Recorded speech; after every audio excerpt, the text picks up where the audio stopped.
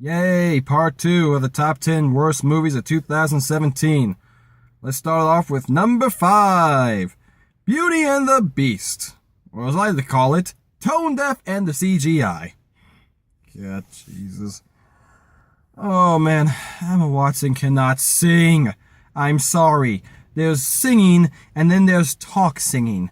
But unlike The Rock in Moana, where his talk singing had the charisma to back him up because he clearly felt like he was the character and wanted to be in the world, oh no. Emma Watson in this movie is completely just, he's somewhat sweet and somewhat kind.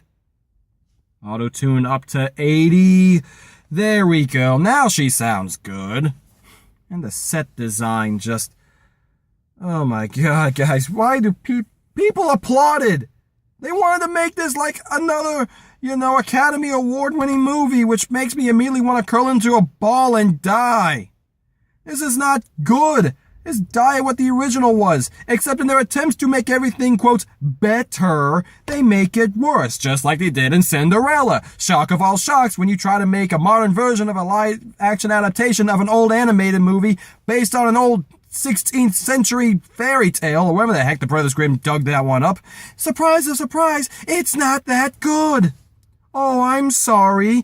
Am I being a little too harsh on the remake? Sorry, but when you decide to remake something that's dang near perfect, it's going to be bad by comparison. But let's take the comparison aside for a second. Let's address some things here from the actual movie. 1. The witch is a horrible human being. Or the enchantress, I apologize.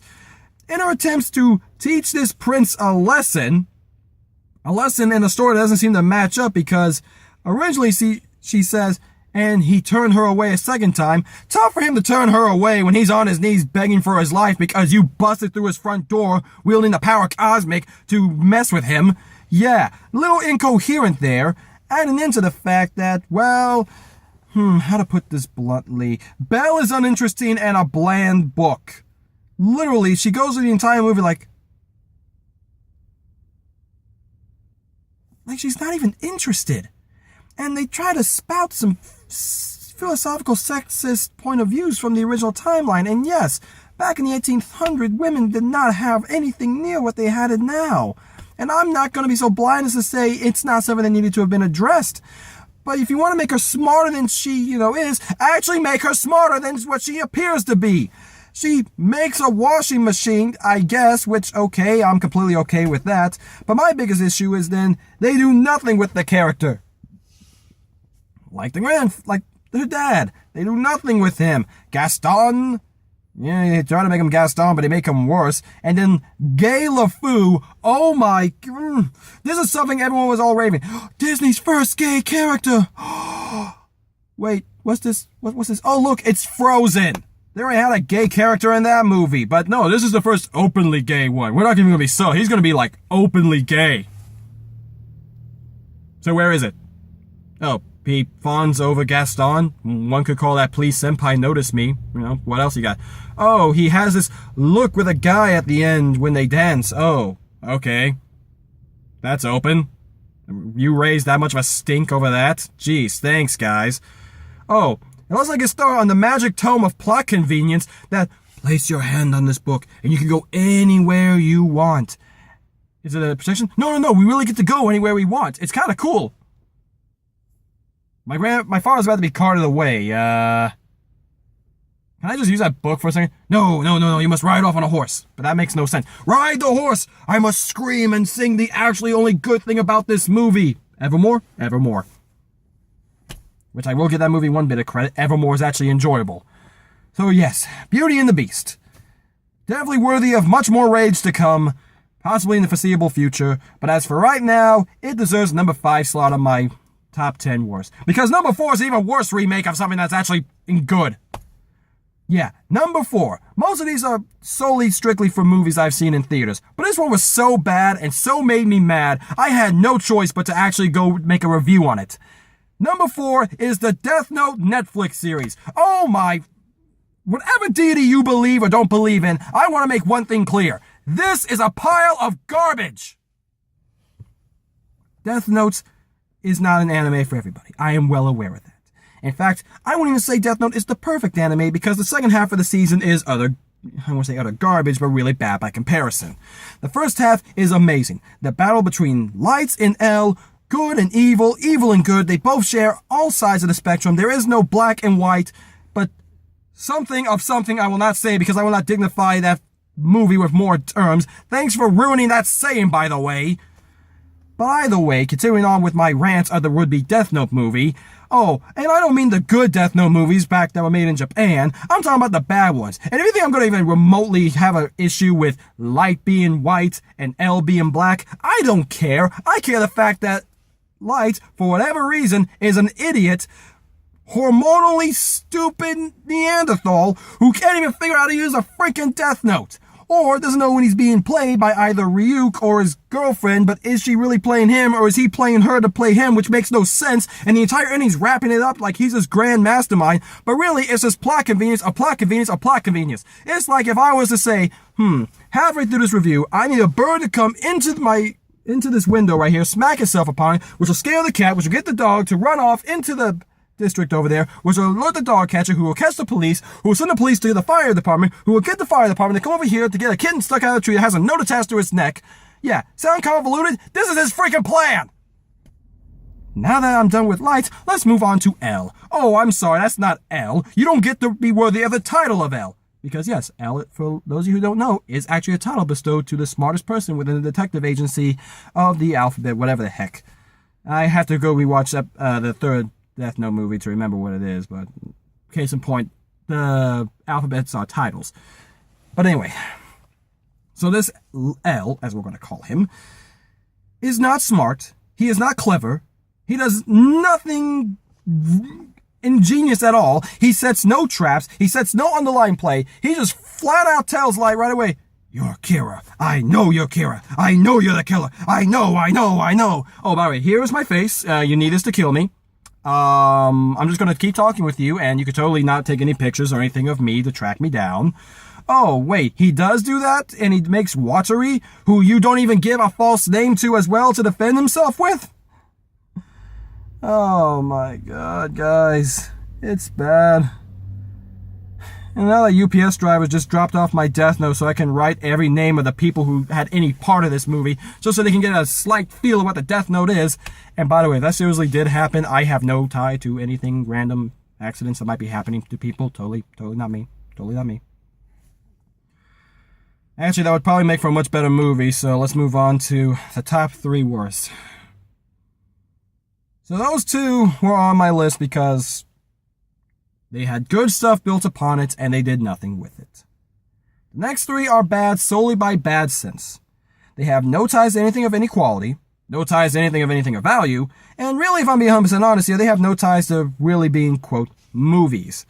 Much more than anything I do as, quote, to be considered a review if some of the commenters are to be believed. I don't care. So number 3.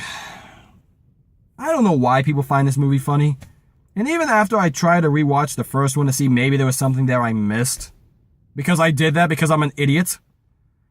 Number 3, Boo, Medea 2, Electric Boogaloo, whatever the heck you want to call Medea's second Halloween movie. Oh my. It's the only movie I actually left feeling sick than when I walked in. And yes, I did mention how King Arthur got me a little bit queasy with all the shaky cam, but I can get over that. This one made me sick because I literally walked out, and as you saw in my review, I was not feeling well after that, so that might have hampered my, quote, enjoyment of that movie. But allow me to sum up for you all of Medea in one go. So save you any... Come on, ready? I'm going to do the same jokes. I'm going to do the same inflection. I got you some headphones. Headphones? Yeah, I got you headphones. I don't want headphones. You want a car? You don't need a car. Oh, but you really need a car. Oh, but I don't want a car. Oh, no, you're irresponsible. Oh, come on. Just because you don't know what a stop sign, right of way, or a red light means doesn't mean I'm not a good driver. You are not a good driver. Walk in, wife. Hi, I'm giving her a car. Why are you giving her a car? Because, I'm the fun parent. Don't be fun parents. Be a freaking parent. Fast forward. This is a lame party. She said it's a lame party. Don't you know I was a pimp? You were not a pimp. Yeah, I was a pimp and you were a man. I ain't no man. Yeah, you were a man. And let's continue on, blah, blah, blah, blah, blah. Man, I need to smoke some weed. Man, I want to twerk it like it's hot. Continuing on, yada, yada, yada. Do you see how this is not funny in the slightest? And if you're laughing at my interpretation of this, please send me a boatload of money so I can make these movies. I can't imagine they're going to cost that much. And apparently, $10 million can make you $90 million off of stupidity. It's the same jokes over and over and over again. Someone is a pimp, someone's a hoe, someone's twerking, someone is smoking pot, someone is being a killjoy, some dude is being, yeah boy, yeah, I'm that cool guy, yeah, I am the El Presidente of this here fraternity. God, guys, we are better as a human species than to watch this garbage. Look, I've seen bad Madea movies. I've even seen bad Tyler Perry movies. I've seen Peoples, for crying out loud. But this is just bad, lazy, uncreative writing. When Amy Schumer makes you look good by comparison, you know you are failing. And to those of you who enjoy this, please explain to me how you find these jokes even remotely humorous. And if you truly find this humorous, hold on. I got something for you. Here's some jangling keys. Jesus, guys, come on. We're better than this. We showed it with Ghostbusters. Why can't we show it with Tyler Perry or whenever they do Meet the Blacks 2? These are just bad comedies, guys. And I'm sure there's an audience. There was people laughing. I was feeling dumber by the second, so you know what? If you find it hilarious, you go right ahead. I got no shame against you whatsoever. But for everything that I hold dear in this world, I'm going to go and watch some good comedies.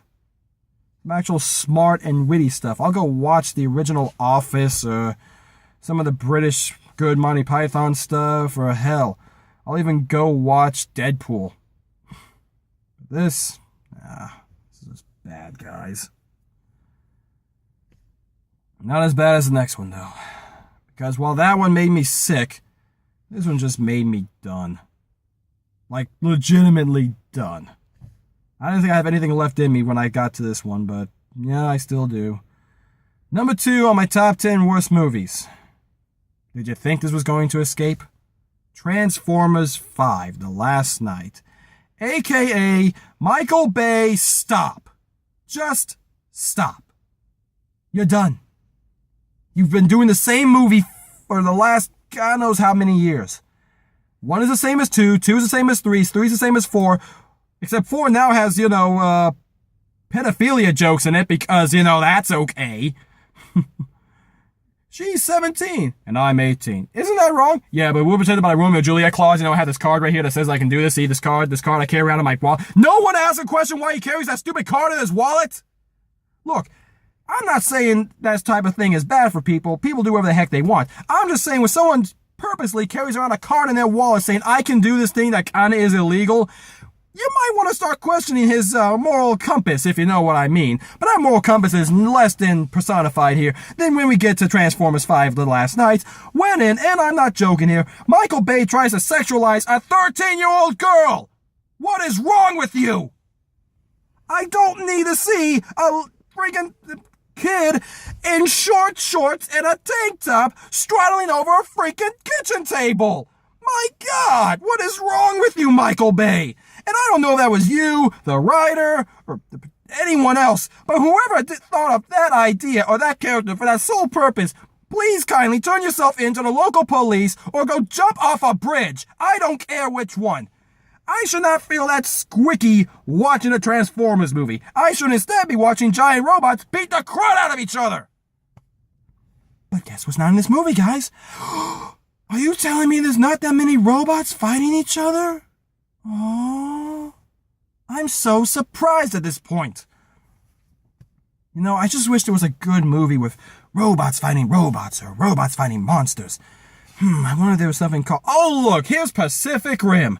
Thank you, Pacific Rim, for showing us you can actually make a competent movie about robots fighting each other or fighting monsters, making it look interesting and diverse, and making it enjoyable. Oh, and you're getting a sequel. Great for you. Transformers, you've had 5 movies to do something good, and kindly please, stop. Your humor is garbage, your characters are moronic, the plot makes no sense, and how dare you try to relate this to Merlin? I do not need to be making two bad movies about tying into the Arthurian lore. What is wrong with you? Stop! Just stop! Oh. And now for my number one worst movie. You know what it's gonna be. If you've watched any of my videos, you know this is the one that just made me done. And I don't got enough time to relate all of it. I'm just gonna give the quick Cliff Notes version of it. Number one worst movie of 2017, without even a second thought, is the Emoji Movie, guys. Look, I can go down this list here, and I can, and basically tell you exactly what you need to know. Pitch Perfect, disjointed. 50 Shades of Grey, bad. Star Wars, stupid. And plot holes like you cannot imagine.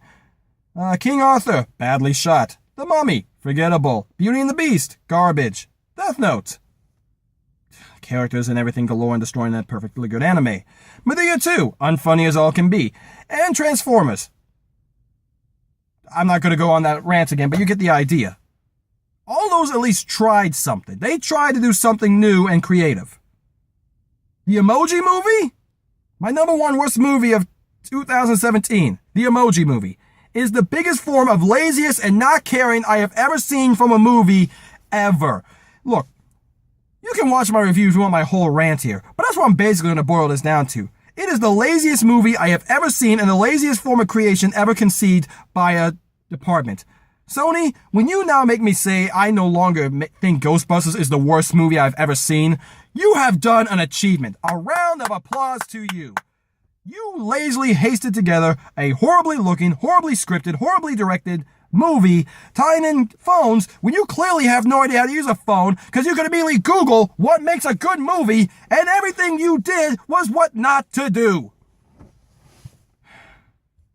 Once again, if you want my full rant on this, please go watch my Emoji review.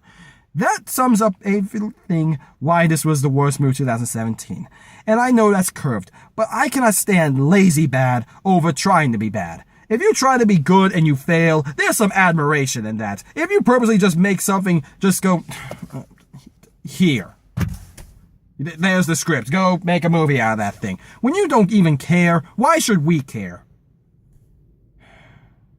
So yeah. That's the most condensed version of this you're gonna get, guys. If I wanted to, this thing could go on for another 4 hours. But I'm not. 2017 has come and gone. The good and the bad. Hopefully this year will be better than the last. Or it could be worse. Maybe next time I'll have to make a top 15 worst list. Or maybe I'll make a top 15 best. Who's to say? Well, it's been off to an interesting start, but I got some stuff for you guys, don't worry. And, well, my next review, I don't know what's coming out tomorrow. I haven't really looked into it. I'll find something good. Something to start the new year off right. But after that, I got a little surprise for you guys. I was taking this channel to another direction.